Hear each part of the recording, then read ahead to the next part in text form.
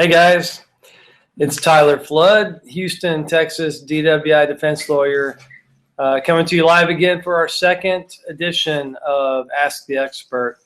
And we're back from New Orleans from Mastering Scientific Evidence, and now I'm in my office.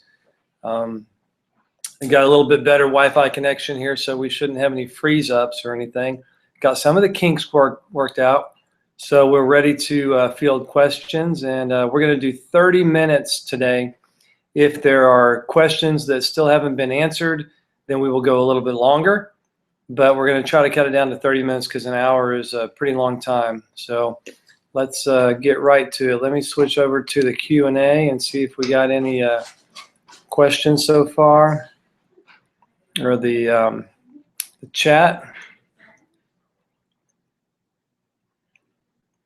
No questions so far. There was one question asked last week, and it was, hey, Shelly, Jessica Cartwright asked that question from last week, right? Yeah. And do you remember what that was? Because I don't see it on here. I will. No, okay. We are working on this. Let's see. If anybody has a question, or if anybody's following, please submit your questions on the Q&A. On the left side, you'll see that. I know it's Good Friday and everything, but I'm here available to answer any DWI questions you have about your case. If you have a specific case and you're wondering about a strategy question, let's hear it. I'm here to provide some advice, answer those questions. So.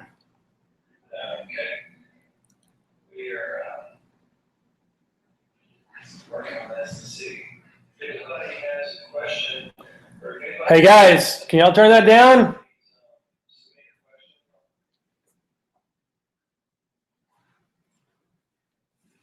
All right. Looks like everybody has started the holiday weekend early. I tell you, one of the questions that I get asked a lot is, do you talk to the prosecutors about problems in the case before trial? And this is, big hot button for me. We like to not discuss strategy or issues that we find in the case unless absolutely necessary. And the reason is because when you educate a prosecutor about a case, about an issue in the case, then that issue can be fixed. And if the issue is fixed, then you may not obtain the outcome that you want on your case. So for an example, we had two cases recently, two blood draw DWIs, where we noticed that the blood, the vials were fine when the blood was drawn, but then the vials expired after the blood was drawn and before it was ever analyzed. So when the blood was tested by the lab, the vials had expired, and that's a pretty big deal. So if we generally the expiration date on a blood vial goes to the integrity of the vacuum. Blood vials draw blood in through the vacuum mechanism, and we knew this was a big deal. If you ask the state's expert about if the expiration date will affect the blood result, they will tell you no, it only affects the vacuum in the vial, and if the vial drew blood in, then there was nothing wrong with the vacuum. But to an average juror showing up for jury duty, they don't see things the same way, and they will, as I would, think it's logical to assume that if the vial is expired, then you shouldn't be testing that blood and trying to use it as evidence against someone in a criminal case in court. So what would happen if you went to the prosecutor and said, hey, do you know what? That blood vial was expired when it was tested. They would talk to their analyst, because prosecutors really don't know anything about blood testing and blood draw DWIs. They have to go talk to their analyst from the lab, and they say, well, so what does that mean that the vial was expired? And they say, oh, that just means that that goes to the integrity of the vacuum seal on the vial, but it does not affect the blood results. And so then the prosecutor, you just educated the prosecutor about the problem in your case that you saw, and now they've fixed it, and now they're going to talk about it at trial, and it becomes a non-issue in trial. So you just lost that issue in trial. So 2 cases recently, what we have done is we have found out that the vials were expired, and we did not say a word to the prosecutors about this. We admitted documents or exhibits to show the proper pictures with the proper expiration dates. It takes some work getting the exhibits in, showing the expiration dates without giving a heads up to the other side. And we saved this till closing arguments. And it was really fun, and it was good strategy, and we got not guilties on both cases. And these are good cases where if there are nurses on the jury or on the jury panel, you can use the nurses to talk about, to help educate the panel and talk about the integrity of the science and the integrity of the materials used and the integrity of the whole testing procedure and how important that is in a DWI case. And one of the cases, we actually wanted nurses on the jury because we knew that when they saw the expired vials at the end of the trial that it was going to change the case. So my opening statement was, you're going to hear some things in this case, and I'm not going to tell you everything right now, but there's a good story here, and I just ask that you promise me you will wait till the very end of this case, till my closing argument, until you make up your mind. And so in closing arguments, we said, you know what? I asked you to wait to the end, and here's why. This blood vial had been expired for 57 days before it was ever tested. And I put the proof, the exhibit, on the overhead, and I showed the jury, and it changed everything. It was a quick not guilty. They said that when they went into deliberations, it was already 4 for not guilty and 2 for guilty. One of the guilties was the nurse. I don't know why there was even 4 for not guilty at that time. I assumed that it would have been probably more for guilty, but as soon as they heard about the expired vial, they said, absolutely not, that's not acceptable. And the way we analogize that is that if you're going to get it's like if you're going to get a medical procedure performed on your body, would you base that decision on a blood test from an expired vial? And we say, so how is it any more fair for the state to ask you to convict a person and saddle them with a criminal conviction for life based on the results of a blood test from an expired vial? So that's a strategy. It's one of our best strategy discussions there, is don't tell them things that can be fixed and hurt your chances of success. If there are things that you know about that if you tell the other side about and they can be fixed, that you need to really pay close attention to the analysis on what you disclose before trial. So I think Jessica Cartwright's question from last week, we wanted to lead with that because I felt bad we left you hanging last week. We were trying to figure out the Q&A. Do you guys hire a blood expert or use the state's expert? We won about 14 or 15 blood draw trials, cases in trial last year alone. I've already won 6 this year in trial, and we have not used our own expert to testify at any of those trials. We're able to see the way that you need to go about this if you're an attorney is you educate yourself and do everything you can to learn all about the gas chromatography. Go to Axion Labs in Chicago. I've been up there 3 times already, planning on a 4th time coming up in about a month. And you can have hands-on training and learn everything about the GC, the same machines that the state uses. You have to arm yourself and prepare yourself with the to know all the science, to know more than the state's expert about the gas chromatography and the methods that they use to test blood. And the reason is so you want to learn all about the science, but you don't want to have to use the science all the time. When you start relying on contamination and ghost peaks and noise on the GC, the jury starts to fall asleep, and they really think you don't have much in the case if you're arguing that. So it's always better to find another bigger, better issue that's not really related directly to the actual science to win the case. But we have been successful cross-examining the state's expert in winning these blood draw DWI cases. And the way we do that is we find problems with the wrong methods being used to test the blood, looking at the standard operating procedures and finding out what it dictates that the lab analysts use to test the blood.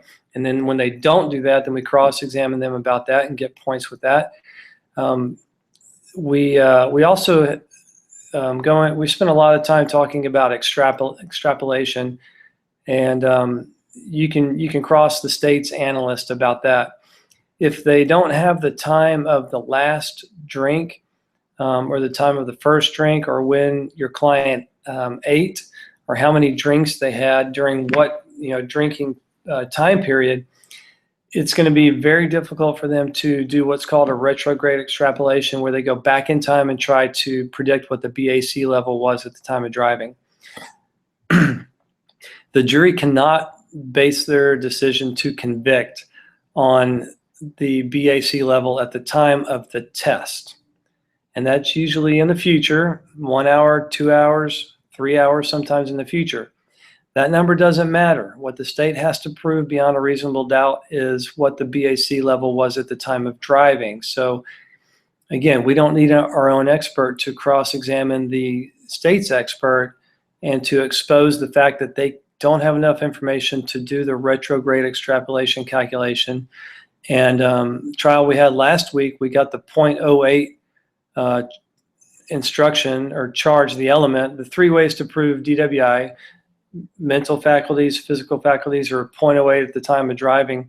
We got the 0.08 taken out of the jury charge, so the jury could not even consider a BAC at the time of driving in order to convict. And that's based on, again, crossing the state's expert. So if you know the people that need to hire their own expert are people that haven't quite gotten there with the science yet. I'm not saying that it's a bad thing to hire your own expert. Most lawyers would say definitely do hire your own expert on a blood draw case. But if you know enough about the blood and everything that surrounds it and goes into that, the testing procedures, the blood draw procedures, and where to look and find problems, if you know enough about it and know more than they do, you can do it all on your own without an expert.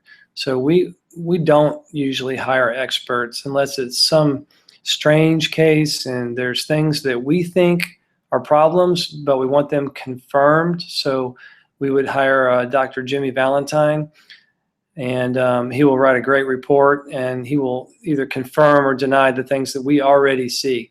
There is no good local blood draw expert in Houston.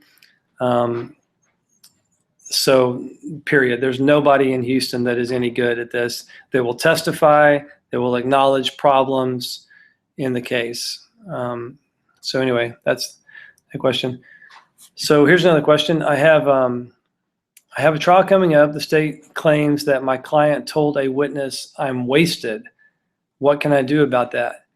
I think you need to plea that case out. No, just kidding. That's a good question. That's a really challenging fact. You probably need some more facts around that. Is that when they were in custody? Was it a custodial interrogation? Had they been read Miranda yet?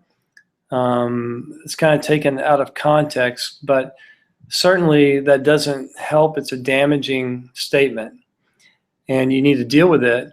So I think, okay, in that case, the BAC was only a 0.09. Okay, well that changes things. So what you can do there is voir dire on, you might want people on the jury that don't drink very much, people that you could see being a 0.08 or a 0.09, and them thinking to themselves, wow, I've had a lot to drink because I don't ever drink. And it's not, it might not be that surprising for that person to tell somebody I'm wasted. If they never drink and they've had 2 or 3 drinks and they feel the effects of it, but obviously they weren't really wasted. People say strange things when they're in high anxiety situations, but you need to cross-examine the officer and see what he exactly asked to prompt that answer. There are different things. Best solution would be try to get that statement suppressed if you can. But I've tried cases where people have admitted that they've had too much to drink and they shouldn't be driving, and we're still able to inoculate that, and we got not guilty verdicts. They're just different ways to handle it in different cases. So that's a tough one though. So it's kind of fact specific. You need to be you got to get creative about that one. Here's another question we have. Why do I have an interlock if I haven't been convicted yet? Well, that's really good because the presumption of innocence says that you are obviously innocent until proven guilty. If you're in Harris County and you're charged with a DWI, it definitely does not feel like you're innocent until proven guilty. It feels the opposite, like you're guilty till proven innocent. So judges, as a condition of allowing you to be out on bond and not having to sit in jail the whole time while your case is pending, they have wide discretion to set conditions of bond, one of which is to protect the community, they say. And judges don't like to see their faces in the paper for negative things. Their biggest fear is that they have a person charged with DWI who is out on bond. They didn't do anything to monitor their drinking while they're out on bond, and then they go out and kill somebody while their case is pending in their court. And then the judge's face is in the paper. Could be an election year. It looks really bad. They said, well, this judge didn't do anything to protect the community from this person who they already knew had been accused of drinking and driving. So they will put an interlock device on your ignition, on your car that you blow into. And as a condition of bond, they will tell you cannot drink alcohol or do any drugs. It's not illegal to drink alcohol and drive your car. But as a condition of bond, the judges can order that you don't drink any alcohol, and they will order an interlock. Typically, it's if you have a 0.15 BAC or higher, or if you've been in an accident on a first offense. However, more and more judges are ordering interlocks across the board. Some judges order an interlock on everybody charged with the first offense DWI, regardless of what the BAC level was, or regardless of if there's an accident or not. If you're charged with a second offense DWI, you're going to have an interlock on there, period, as a condition of bond while your case is pending. There are new devices though that have been coming out. One's called a radar, and it's a portable device that I think is about the size of a cell phone, not attached to your interlock in your car, so people won't necessarily know that they won't see it in your car. They won't even know that you have it, but you got to blow into it 3 or 4 times a day, every day at the same time. And if you don't, they'll count that as a violation. So that's a good question. We get asked a lot. I haven't been found guilty. Why am I being punished? I'm already on probation, pretty much. You have to report to the probation officer when you go to court. You have to do a drug test. You have to have an interlock on your car. I agree. It's not a perfect system. It's not fair. They do presume, it is like you're presumed to be guilty until proven innocent. And that's what we're dealing with. Not every county is like that, though. Harris County specifically is pretty aggressive about that. Okay, let's see. I think okay. Okay, here's a question. A friend got arrested for DWI, but they were just taking their prescriptions according to what the doctor said. The doctor said to do. Okay, the cops still arrested them. How can we defend that? Yeah, that's a good question. Can we get arrested for DWI just for taking prescription drugs? The answer is a simple yes. Driving while intoxicated is not driving under the influence of alcohol. As a matter of fact, you don't have to have any alcohol in your system at all and can still be found guilty of DWI. It's driving while intoxicated, and prescription medications, even over-the-counter medications, can make you intoxicated. If you are prescribed hydrocodone, which is very common these days for pain, Soma for sleeping, Ambien for sleeping, Xanax, or Klonopin, some of these other pills. If you take them and you have lost the normal use of your mental or physical faculties because of taking those drugs, and they can prove it, then you can be convicted of DWI. It's very surprising, but you don't have to have any alcohol at all. Most of the time, people that take these drugs, chronically, the tolerance, has been built up, so you don't feel the effects of those drugs when you take them. People that take hydrocodone over a long period of time, you don't feel any euphoric effects. It just helps kill the pain of, that you're experiencing, back pain or whatever it is. But if you're pulled over and an officer, if you admit that you have had a hydrocodone or you have a prescription for it, all they hear is, oh, you're taking these narcotic drugs, and they're going to arrest you for DWI. And if they do a blood test and it shows up in your blood, they will still try to say that you were intoxicated because of that drug, even if it wasn't making you intoxicated. And it's not fair. So it's very difficult, though, for the state and officers to prove a person is intoxicated solely on ingestion of medications. We'll go into that another time, but there's an extensive testing procedure called a drug recognition evaluation. It's a 12-step test to see if they can prove that the signs that they see, the physical symptoms that they see, match up with the drugs that they found in your body. And most of the time they don't match up, and it's a lot of speculation, and they're just looking for a reason to convict you and are mad that you were driving bad and you had prescription medication in your system. However, you can, NyQuil has alcohol in it. Some people think, well, all I had was a cold medication. If you drink enough NyQuil, you can become intoxicated. If you have any alcohol at all and combine it with a Klonopin or hydrocodone, it can have a synergistic effect, and it can increase the effects that you feel, and you could be, you could have lost the normal use of your mental or physical faculties because of that. So it's best just to not drink and take any of those prescription medications. I don't think it's a problem at all to take prescriptions and then drive as long as you feel fine. Just because officers say that you are on those medications, that does not prove that you're intoxicated.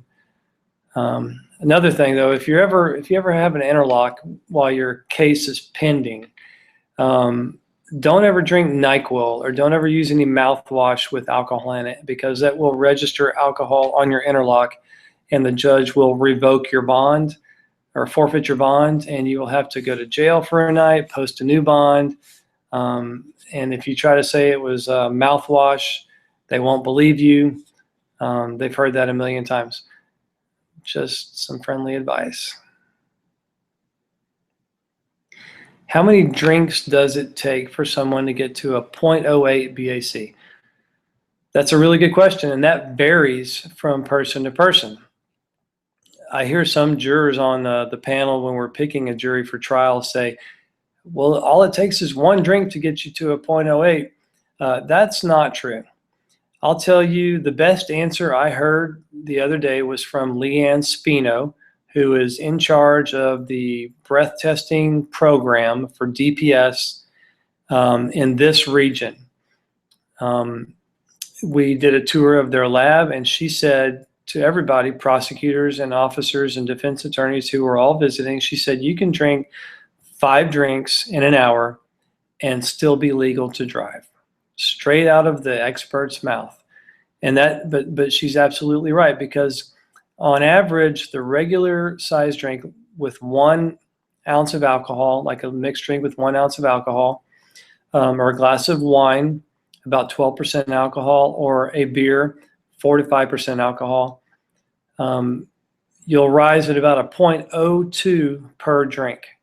So if you have 5 drinks times 0.02, that's a 0.10, which is over the legal limit.